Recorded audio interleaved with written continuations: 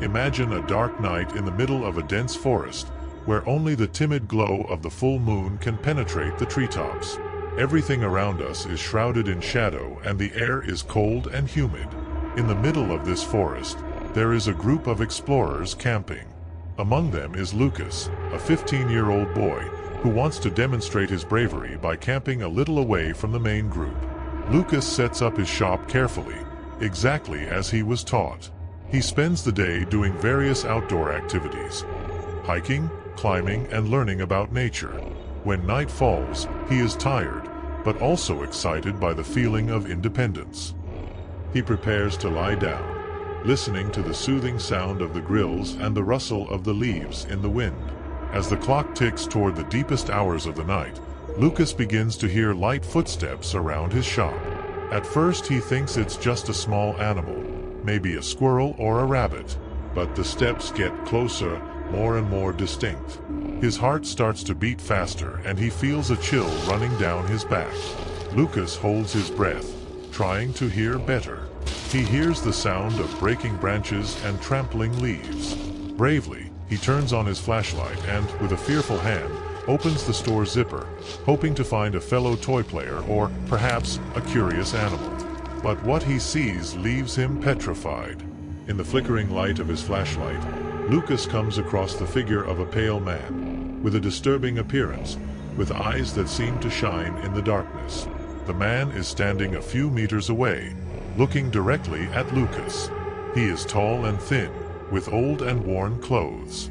The stranger puts a finger to his lips and tells Lucas to remain silent. With the opening and closing of his eyes, the man disappears into the darkness, as if it were a reflection. Scared and confused, Lucas runs to alert the exploration bosses. He tells them everything he saw, but they are skeptical. However, they decide to record the area with flashlights, looking for any sign of the mysterious visitor. But they don't find anything. No hues, no hues. Nothing to indicate that there was anyone there. With fear invading the group, the exploration leaders decide to end the camp prematurely. All scouts are arrested and taken back home. During the return trip, Lucas couldn't stop thinking about what he saw. He wonders if it was his imagination or if there really was something or someone in those shadows of the forest. The days pass and Lucas continues to feel restless. He begins to investigate the area where they were camping and discovers that, many years ago, there was a small village in that forest. According to local stories, there lived a lonely man who mysteriously disappeared. It is said that his spirit still roams the forest, tormenting those who enter his territory. This discovery left Lucas even more intrigued. He shares his discoveries with his explorer friends, and together they decide to return to the forest to investigate further. They are determined to discover the truth behind the mystery they have found. Over time, the group carries out several expeditions into the forest, always with care and respect for the place. They explore ancient ruins, find ancient objects, and even hear stories from locals about the missing man. Each time they return, they feel closer to solving the mystery, but also more aware of the dangers hidden in the forest. During the expeditions, they found remains of ancient buildings, stone walls covered in moss, remains of wooden furniture almost rotten over time, and an ancient stone spring, now dry. In one of the ruins, Lucas finds an old diary, with yellowing pages and the cover almost disintegrating when he touches it. Looking at it closely, he discovers that the diary belonged to the missing man. In the pages of the diary there are notes about daily life in the town, but also reports of strange events. The man described how he felt a constant presence in the forest, something he observed and would occasionally whisper its name during the night. He mentions shadows moving among the trees and noises that cannot be explained. These notes make Lucas and his friends even more determined to solve the mystery. They begin to investigate the events mentioned in the diary, comparing them with stories told by neighbors. They discover that many of the legends about the forest have elements in common with what the man wrote: mysterious shadows, nocturnal whispers, and the feeling of being watched. On one of their expeditions, the explorers decide to camp again in the forest, in the same place where Lucas had his terrifying encounter. They set up their shops in a circle, with a large fire in the center to keep the area well lit. The night advances slowly, and everyone is attentive to any sound or movement. Around midnight, they hear a faint noise, similar to footsteps on dry leaves. The flashlights turn on and everyone looks around, trying to locate the source of the sound. The footsteps seem to come closer, and suddenly, a figure emerges from the shadows, the same pale man that Lucas saw before. This time, however, it does not disappear immediately. He approaches slowly, his eyes shining in the light of the flashlight. The scouts are frozen, not knowing what to do. The man stops a few meters away from them and, in a soft and anguished voice, says, "You have to get out of here. There is something much more dangerous in this forest." Before they can respond, the man disappears into the darkness, leaving the explorers in stunned silence. Terrified, they decide to follow the warning and hastily begin to dismantle the camp. As they do so, they hear a distant roar, a deep and sinister sound that seems to come from the deepest part of the forest. At dawn, they return to the main camp, moved by the experience. Lucas takes the diary he found to a local historian in the hope of gaining more information. The historian reveals that the town was abandoned due to a series of mysterious disappearances, and the man in the diary was one of the last residents to disappear. He also mentions legends about an ancient and powerful creature that inhabits the forest, a dark guardian that protects its secrets. Lucas and his friends continue their investigations, now with a new objective: to discover the truth about the forest creature and the fate of the missing residents. Each journey into the forest reveals more clues and increases the mystery, but it also brings with it more dangers. They face challenges and terrifying situations, but their determination never wavers. As the years passed, Lucas and his friends became known as the guardians of the forest, those who dared to face its dark secrets. The story of the Pale Man and the creature of the forest becomes a legend, passed down from generation to generation, a reminder of the shadows that lurk in the depths of the forest and of the brave men who dared to challenge them. I hope you liked the story, because the second story is even more chilling. Just don't forget to see if you're already subscribed to the channel so you don't miss any terrifying stories. Imagine a cold, damp night, with fog slowly rising from the Willamette River, hiding the shadows between the trees. A group of friends, full of enthusiasm and laughter, decided to camp near the riverbank. They were excited, ready to tell ghost stories around the campfire.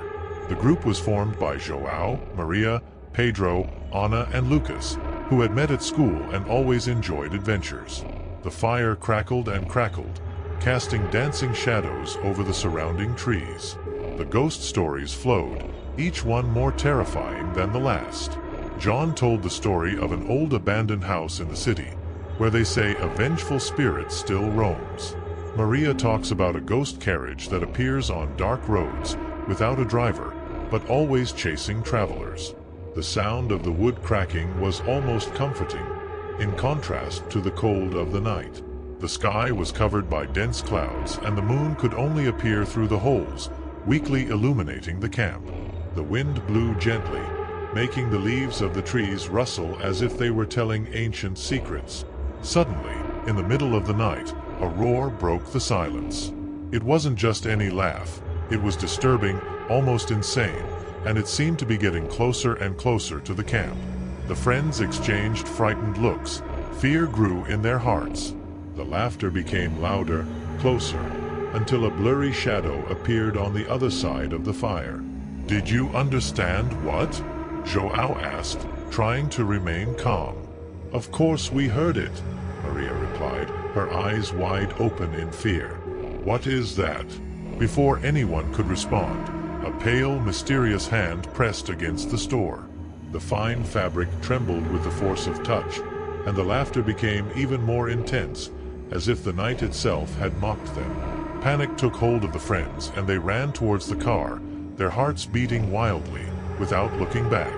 As they ran, they could hear loud footsteps behind them, as if someone or something was chasing them. Finally, they reached the car, trembling, and threw themselves inside, quickly closing the doors. "What was that?" Pedro asked, trying to recover the food. "I don't know," said Ana, looking at the darkness around her. "But whatever it is, it comes from behind us."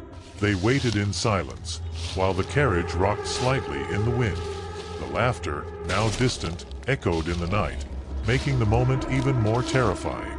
"I think we have to get out of here," said Joao, turning the key in the contact. The engine roared and they moved away, leaving behind the fog and shadows. But the mystery of the pale hand and the insane laugh was never solved. The friends returned to their lives, but the memory of that night haunted their dreams. The nearby forest, the Willamette River, continued to be a place of mystery and fear, and no one dared to camp there again. Days passed, and each of the friends tried to forget what had happened. However, the experience had left a deep impression. Joao, who had always been brave, began to have recurring nightmares about his pale hand and his insane laugh. Maria, who loved camping, began to avoid any place that resembled that forest. One night, while they were gathered at Lucas's house, they decided to investigate the area where they had camped.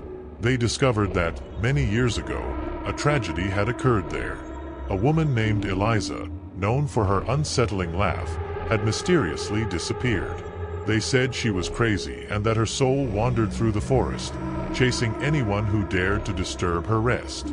"That explains the laughter," said Lucas, reading old stories.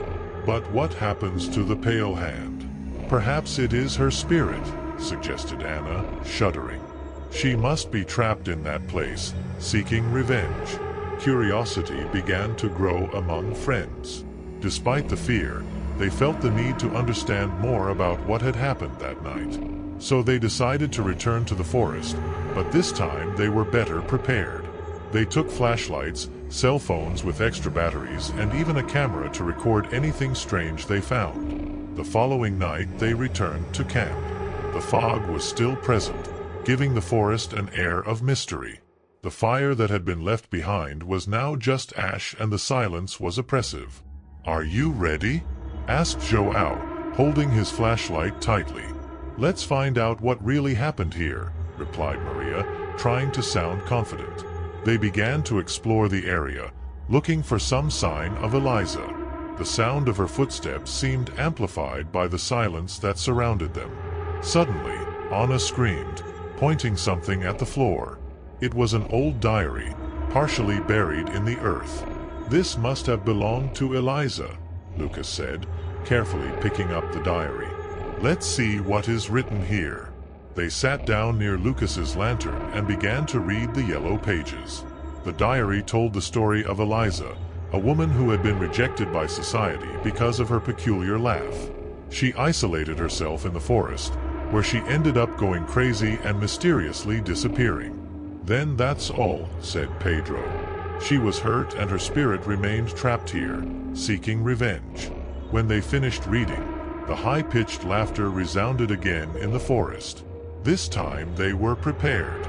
Joao pointed the flashlight at the sound, revealing the pale figure of a woman, with eyes full of sadness and anger. "Elisa," Anna shouted, "we understand your pain. We don't want to do you any harm. We want to help." The figure disappeared, as if she had heard it. The friends remained motionless, waiting for her reaction. Slowly, Eliza's expression changed from anger to sadness, and her form began to disappear into the fog. "I think we achieved it," said Lucas, breathing a sigh of relief. She just wanted to be understood. They left the forest feeling that they had finally finished Eliza's story. The experience left a lasting impression on them, but it also gave them a new perspective on the unknown. They promised not to underestimate the mysteries of the world again, and to always remember that behind every scary story there is a truth waiting to be discovered. Since then, the forest near the Willamette River has become more peaceful. The shrill laughter disappeared and the fog seemed less threatening. The friends continued with their lives, but they never forgot the night they faced their fears and discovered the truth about Eliza. And so the story of the pale hand and the shrill laughter spread throughout the city, told in whispers around other fires, keeping alive the secrets of the night and the fog. The legends continued, but now with a more peaceful ending, reminding everyone that even in the shadows, there is always a light of understanding waiting to shine. I hope you liked the story, because the third story is even more chilling. Just don't forget to see if you're already subscribed to the channel so you don't miss any terrifying stories. I hope you liked the story. Imagine yourself, an adventurous backpacker, surrounded by the vastness of the Canadian wilderness. The tall, dense trees form a natural canopy above your head, and the gentle sound of a nearby stream is the only music the forest offers. The feeling of freedom and peace is indescribable. You set up your tent, ready for a night of rest after an exhausting day of hiking. The next morning, with the first rays of sunlight, you feel the satisfaction of another well-spent night in the heart of nature. Without rushing, you take down your tent and prepare to continue your journey. But there is something unsettling waiting for you in the future. Back in civilization, you develop the film in your camera, eager to see the landscapes you captured. Among the images of majestic mountains and serene lakes, you find something that makes your heart freeze. Photos of yourself, sleeping in your tent, taken with perfection. The angle, the proximity. Everything indicates that someone was there, beside you, watching you during the night. The memory of being completely alone in the forest becomes a nightmare. Who took those photos? How did someone manage to get so close without you noticing? The feeling of being watched becomes a constant shadow, a paranoia that refuses to go away. The nights outdoors, once full of charm and freedom, turn into something dark and threatening. You decide to return to the place where you camped, looking for answers. The trail that once seemed friendly now turns out to be full of secrets. Every step you take is accompanied by the sound of dry leaves breaking, but it is not your footsteps that echo. You look around, trying to find the source of the sounds, but you only see trees and shadows. When you reach the exact spot where your tent was, you find something unexpected, a piece of red cloth stuck to a branch. It looks recent, as if it had been left there on purpose. You feel a shiver run down your spine, but you decide to investigate further. Nearby, you find footprints that are not yours. Following the footprints, you reach a small clearing where there is an old, abandoned cabin. The cabin seems to have been left in a hurry. Inside, you find kitchen utensils, an unmade bed, and most disturbingly, a wall covered in photos of different people sleeping in their tents. Some of the photos are old, some more recent, but they all show the same thing. Backpackers, just like you, being watched as they slept. In the center of the wall, you find a photo of yourself, taken the night before. Fear grips you, and the only thing you can think of is to get out of there as quickly as possible. But as you turn to leave the hut, you see a tall, shadowy figure standing in the doorway, blocking your exit. The figure's eyes glow in the dim light, and a malevolent smile appears on its face. Before you can react, the figure advances, and everything around you goes dark. When you wake up, you are back in your tent, with the sun shining in the sky. Confused, you get up and look around. There is no sign of the hut, the photos, or the shadowy figure. It all seems like a horrible nightmare. But when you check your camera, you find one last photo that wasn't there before. You, sleeping, with a shadowy figure standing next to you, looking directly into the camera. The feeling of being watched never completely goes away. Even back in civilization, you feel constantly watched. And sometimes at night, you swear you hear the soft sound of a nearby stream, even though you're in the middle of the city. Tell me which story made your hair stand on end? Tell me which one you liked the most? Because in the next video, the story is even more chilling. Just don't forget to see if you're already subscribed to the channel so you don't miss any terrifying stories.